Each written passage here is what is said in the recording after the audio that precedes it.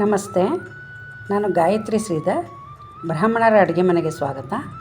ನಾನಿವತ್ತು ಹುಣಸೆ ರಸನ 2-3 ತಿಂಗಳು ಒಟ್ಟಿಗೆ ಶೋಧಿಸಿ ಇಟ್ಕೊಳ್ಳೋದು, ಕುದಿಸಿ ಇಟ್ಕೊಳ್ಳೋದು ಹೇಗೆ ಅಂತ ತೋರಿಸ್ತಾ ಇದ್ದೀನಿ. ನಿತ್ಯ ಅಡುಗೆಗೆ ಎಲ್ಲದಕ್ಕೂ ಒಂದು ಸ್ವಲ್ಪ ಹುಣಸೆ ಹಣ್ಣು ನೆನೆಸೋದು, ಅದನ್ನು ಕಿವುಚೋದು, ಅದರಲ್ಲಿ ಒಂದು 40% ಮಾತ್ರ ನಿಮ್ಗೆ ಯೂಸಿಗೆ ಬರುತ್ತೆ. ಇನ್ನು ಉಳಿದಿದ್ದೆಲ್ಲ ವೇಸ್ಟೇ ಆಗುತ್ತೆ. ಮತ್ತು ಫ್ರಿಜ್ಜಲ್ಲಿ ಇಟ್ಕೊಳ್ಳೋದು, ಅದನ್ನು ಮತ್ತೆ ತೊಗೊಂಬಂದು ಮತ್ತೆ ಇದು ಮಾಡೋದು ಎಲ್ಲ ಕಷ್ಟ ಆಗುತ್ತೆ ನಿಮಗೆ. ನಾನು ಇದೊಂದು ಹೇಳ್ತೀನಿ. ನಾನೊಂದು 3/4 kg ಹುಣಸೆ ಹಣ್ಣಲ್ಲಿ ಈ ರೀತಿ ರಸ ತೆಗೆದಿಟ್ಕೊಳ್ತೀನಿ.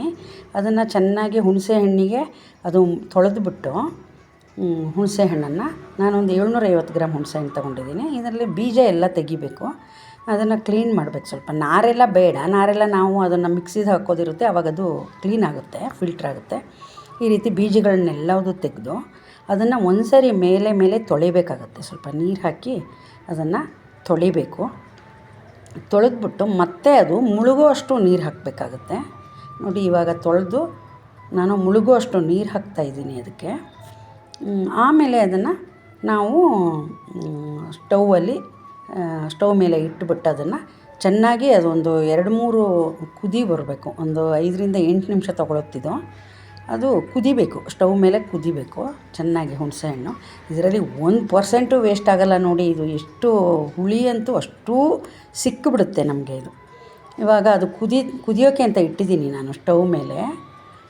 ಅದನ್ನು ಸ್ವಲ್ಪ ನಾವು ಸೌಟಲ್ಲಿ ತೊಳಸಿ ಇದು ಮಾಡ್ತಾ ಇರಬೇಕು. ಯಾಕೆಂದರೆ ಉಂಡೆಗಳೆಲ್ಲ ಇರುತ್ತೆ, ಅದ್ರ ತನಕ ಬಿಸಿ ನೀರು ಹೋಗಬೇಕು. ಚೆನ್ನಾಗಿ ತೊಳೆಸಿದಾಗ ಅದರದ್ದು ತಿಕ್ನೆಸ್ ಇರೋ ಅಂಥದ್ದು ರಸ ಸಿಗುತ್ತೆ ನಮಗೆ. ಆಮೇಲೂ ಸಹಿತ ಅದು ಕೆಲಸ ಇದೆ. ಸ್ವಲ್ಪ ಮಿಕ್ಸಿಗೆ ಹಾಕ್ಕೊಂಡ್ರಂತೂ ಇನ್ನೂ ಹುಣಸೆ ಹುಳಿ ಇದೆಯಲ್ಲ, ಅದು ನಮಗೆ ಸಿಕ್ಕುತ್ತೆ. ವೇಸ್ಟ್ ಆಗೋಲ್ಲ. 1% ಸಹಿತ ಇದರಲ್ಲಿ ವೇಸ್ಟ್ ಆಗೋದಿಲ್ಲ ಹುಣಸೆ ರಸದಲ್ಲಿ. ಆಮೇಲೆ ನಮಗೆ ದಿನಕ್ಕೆ ಈ ಹುಣಸೆ ಹಣ್ಣನ್ನು ನೆನೆಸೋದು, ಅದನ್ನು ಅಡುಗೆಗೆ ಹಾಕೋದು ಒಂದು 20 ನಿಮಿಷದ ಕೆಲಸ ಆಗುತ್ತೆ. ಅದು ಕಿವುಚೋದು, ಆಮೇಲೆ ಕೈ ತೊಳ್ಕೊಳ್ಳೋದು, ಆಮೇಲೆ ಒರೆಸೋದು ಅಂದ್ಕೊಂಡು ನೋಡಿ. ಇವಾಗ ಇದು ಕುದ್ದಾಯ್ತಲ್ವ, ನಾನು ಆಫ್ ಮಾಡಿದ್ದೀನಿ. ಆ ಬಿಸಿ ನೀರಿನ ಇದಕ್ಕೆ ಇನ್ನೊಂದು ಸ್ವಲ್ಪ ಕುದ್ಕೊಳ್ಳುತ್ತೆ. ಅದನ್ನು ನಾನು ಆರಕ್ಕೆ ಬಿಟ್ಟಿದ್ದೀನಿ. ಇವಾಗ ಒಂದು ಬಾಣಲೆಗೆ ಹಾಕಿದ್ದೀನಿ, ಅದು ಆರಬೇಕು. ಆರಿದ ಮೇಲೆ ನಾವು ಅದನ್ನು ಈ ಬಸಿ ಕುಕ್ಕೆ, ತರಕಾರಿ ತೊಳಿತೀವಲ್ಲ ಬಸಿ ಕುಕ್ಕೆ ಅಂತಾರೆ, ಅದಕ್ಕೆ ಹಾಕಬೇಕು. ಅದೊಂದು ಸ್ವಲ್ಪ ದೊಡ್ಡ ಕಣ್ಣಿರುತ್ತೆ, ತೀರಾ ಜಾಲರಿ ಸಣ್ಣದಕ್ಕೆಲ್ಲ ಆಗೋಲ್ಲ. ಈ ಬಸಿ ಕುಕ್ಕೆ, ತರಕಾರಿ ಕುಕ್ಕೆ ಇರುತ್ತಲ್ವ, ತರಕಾರಿ ತೊಳೆದು ಮಾಡ್ತೀವಲ್ವ, ಅದಕ್ಕೆ ಹಾಕಬೇಕಾಗುತ್ತೆ. ನೋಡಿ, ಇವಾಗ ಕೈಯಲ್ಲಿ ಮುಟ್ಟೋ ಅಷ್ಟು ಬಿಸಿ ಇದೆ. ಇದನ್ನು ನಾವು ಇವಾಗ ಬಸಿ ಕುಕ್ಕೆಯಲ್ಲಿ ಫಸ್ಟು ಹಾಕ್ಕೊಂಡು ಅದು ಕೆಳಗಡೆ ರಸ ನೋಡಿ. ಇವಾಗ ತಿಕ್ನೆಸ್ ಎಷ್ಟಿದೆ ನೋಡಿ. ಇಷ್ಟಕ್ಕೇ ನಾವು ಬೇಯಿಸಿ ಅದನ್ನು ಚೆನ್ನಾಗಿ ಸೌಟಲ್ಲಿ ಕೈಯಾಡಿರೋ ಹೊತ್ತಿಗೆ ತಿಕ್ನೆಸ್ ಇಷ್ಟು ಬಂದಿದೆ ಅಷ್ಟೇ. ಎಷ್ಟು ಹೊಳಪಿದೆ ನೋಡಿ, ಅದು ಎಷ್ಟು ನೀಟಿದೆ ಅಂತ. ಇದರಲ್ಲಿ ನಾವು ದಿನ ನಿಮಗೆ ನೆನೆಸಿಟ್ಕೊಂಡು ಅದನ್ನು ಕೈಯಲ್ಲಿ ಕಿವುಚಿ ಏನೋ ಅರ್ಜೆಂಟ್ ಕೆಲಸ ಇರುತ್ತೆ, ಅದರ ಮಧ್ಯದಲ್ಲಿ ಒಂದು 10-15 ನಿಮಿಷ ಉಳಿತಾಯ ಆಗಿಬಿಟ್ರೆ ತುಂಬ ಒಳ್ಳೆಯದು.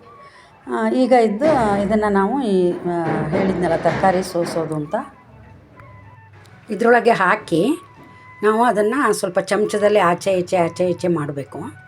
ಅದು ಸ್ವಲ್ಪ ಲಿಕ್ವಿಡ್ ಹಂಗಿರೋದು ಎಲ್ಲ ಕೆಳಗಡೆ ಸೋಸ್ಕೊಳ್ಳುತ್ತೆ. ಕೆಳಗಡೆ ಪಾತ್ರೆ ಇಟ್ಟಿದ್ದೀನಿ ನಾನು, ಅದಕ್ಕೆ ಎಲ್ಲ ಸೋಸ್ಕೊಳ್ಳುತ್ತೆ ನೋಡಿ. ಆದಷ್ಟು ಇದರಲ್ಲೇ ನಾವು ಫಿಲ್ಟರ್ ಮಾಡ್ಕೋಬೇಕು. ಆಮೇಲೆ ಅದನ್ನು ನಾವು ಮಿಕ್ಸಿಗೆ ಹಾಕ್ಕೊಂಡ್ರೆ ತುಂಬ ಚೆನ್ನಾಗಿರುತ್ತೆ. ಇನ್ನೂ ನೈಸಾಗಿ ಬರುತ್ತೆ. ಒಂದು ಒಳ್ಳೆ ಹುಳಿ ಇದು ಸಿಗುತ್ತೆ ನೋಡಿ. ನಾನು ಸೌಟಲ್ಲಿ ಅದರದ್ದು ಕೆಳಗಡೆ ಪಾತ್ರೆಯಲ್ಲಿ ಇರೋದನ್ನು ತೆಗೆದಿದ್ದೀನಿ. ಎಷ್ಟು ನೈಸಾಗಿ ಚೆನ್ನಾಗಿದೆ. ಮತ್ತೆ ಅದನ್ನು ಮಿಕ್ಸಿಗೆ ಹಾಕ್ಬಿಟ್ಟು ಮತ್ತೆ ಅದಕ್ಕೆ ಬಿಸಿ ನೀರು ಹಾಕಿ ಸೋಸಬೇಕಾಗುತ್ತೆ. ಇದು ದಪ್ಪ ಇರೋದ್ರಿಂದ ಸ್ವಲ್ಪ ಅಲ್ಲೂ ಇಳಿಯೋದು ಕಷ್ಟ ಕೆಳಗಡೆ. ಹಾಗಾಗಿ ನಾವು ಸ್ವಲ್ಪ ಕುದೀತಾ ಇರೋ ನೀರನ್ನು ಸ್ವಲ್ಪ ಒಂದು ಅರ್ಧ ಲೋಟದಷ್ಟು ತಗೊಂಡು ಅದ್ರ ಜೊತೆ ಒಳಗೆ ಇದನ್ನೆಲ್ಲದನ್ನು ಫಿಲ್ಟ್ರ್ ಮಾಡಬೇಕು. ಇವಾಗ ಕೈಯಲ್ಲೇ ನೋಡಿ, ನಾವು ಅದು ಚರಟ ಅಂತಾರಲ್ಲ, ಅದೆಲ್ಲದು ಸಿಕ್ಕಿದೆ ನೋಡಿ. ಏನೂ ವೇಸ್ಟ್ ಹೋಗಲ್ಲ. ಅದಷ್ಟೇ ವೇಸ್ಟು, ಅದು ನಮಗೆ ಬರೋದಿಲ್ಲ ವೇಸ್ಟ್. ಅದು ಅಷ್ಟೇ.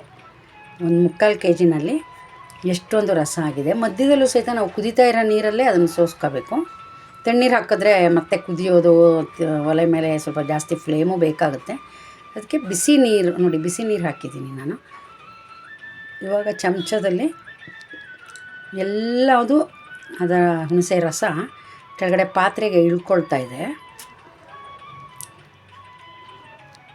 ಈ ರೀತಿ ಸೋಸಬೇಕು. ಒಂದು ಸ್ಪೂನಿನ ಸಹಾಯದಿಂದ ಒಂದು ಸ್ವಲ್ಪ ಮೇಲೆ ಕೆಳಗೆ ಮತ್ತು ಆಚೆ ಈಚೆ ಅಂತ ಎಲ್ಲ ಮಾಡಿದಾಗ ನೋಡಿ, ಅದು ಯಾವ ರೀತಿ ಅದು ವೇಸ್ಟ್ ಬಂದಿದೆ ನೋಡಿ. ಎಲ್ಲ ನೀರು ಎಲ್ಲವೂ ಹಿಂಡ್ಕೊಂಡಿದೆ.